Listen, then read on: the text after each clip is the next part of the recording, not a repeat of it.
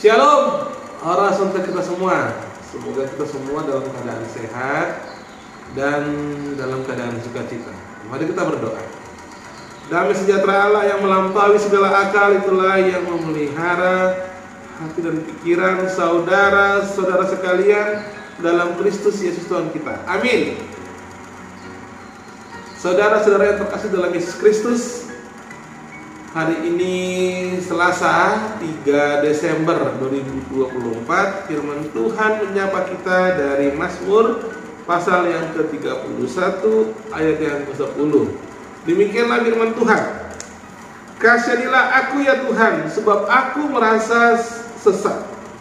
Karena sakit hati mengidaplah mataku, meranalah jiwa dan tubuhku. Demikianlah firman Tuhan. Firman Tuhan hari ini adalah keluh kesah Daud yang dialamatkan kepada Tuhan.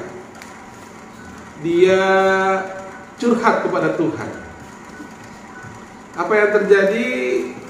Dia sakit hati. Bapak Ibu, remaja anak 10 dan juga adik-adik yang terkasih dalam Yesus Kristus, siapa yang tidak pernah sakit hati? Kita semua pasti pernah sakit hati. Entah itu merasa menyesal kalau telah membantu, namun kemudian yang kita bantu ini justru mencelakai kita, ataupun yang kita bantu ini justru malah membuat kita sakit hati. Kita pasti.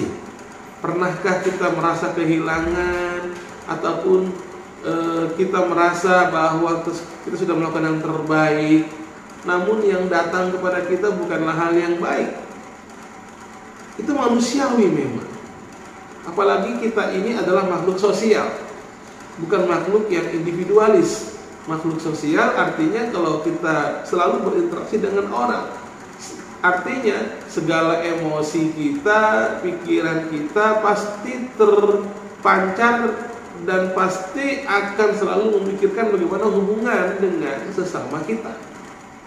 Oleh karena itu, ketika ada seseorang yang membuat kita sakit hati, ada seseorang yang membuat kita kemudian kecewa, kita langsung merasa ada penyesalan. Terkadang juga kita merasa ingin balas dendam dan lain sebagainya.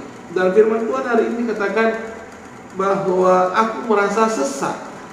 Secara fisik Daud merasa sesak. Jadi kan juga kita pasti pernah merasa sesak karena ingin balas dendam atau karena sakit hati yang dalam. Oleh karena itu dikatakan di sini, mengidaplah mataku, menderita sakit matanya karena mungkin melihat orang yang membuat dia sakit hati, dan meranalah jiwa dan tubuhnya. Tapi kemudian dalam ketika merana jiwa dan tubuhnya, mengidap matanya, apa yang terjadi? Dia katakan kepada Tuhan, kasihanilah aku ya Tuhan. Artinya Daud ingin berkata bahwa Tuhan, inilah aku dalam keadaan yang seperti ini. Nah, demikian juga dengan kita.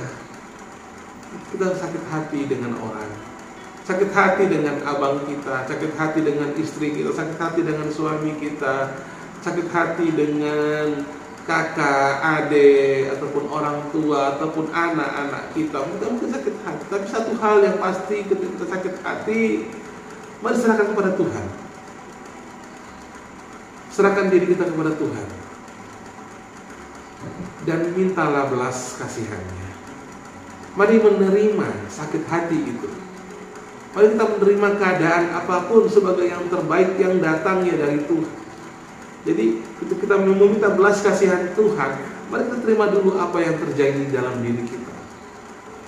Ketika kita menerima itu semua, mari kita bawa kepada Tuhan. Ketika kita bawa kepada Tuhan, mari kita kemudian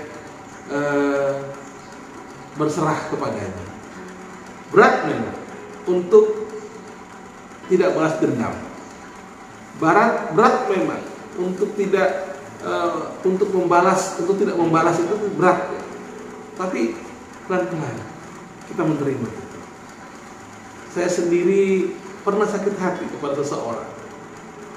Dulu pernah saya bantu ini orang, dulu pernah segala yang terbaik teman saya sendiri. Namun kemudian yang terjadi ketika dia membuat saya sakit hati, ada perasaan untuk balas dendam. Tapi kemudian waktu itu dengan segala daya dan upaya saya berusaha untuk melatih diri saya ini supaya tidak balas dendam. Melatih itu yang berat. Tapi kemudian mari dengan bantuan Tuhan, kasihanilah aku ya Allah.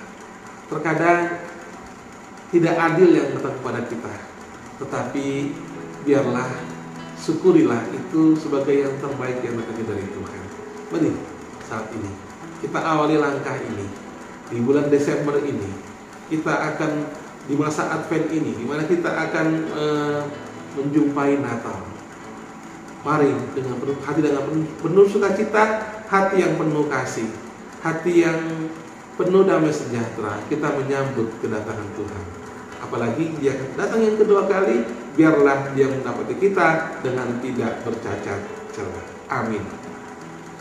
Bapa dalam surga, Bapa yang maha baik, Allah yang kami sembah dalam nama Tuhan Yesus Kristus, terima kasih ya Tuhan untuk firman-Mu hari ini. Terima kasih Bapak. Sebagai manusia terkadang kami sakit hati ya Tuhan, kalau ada orang yang mengecewakan kami, kalau terjadi ketidakadilan pada diri kami.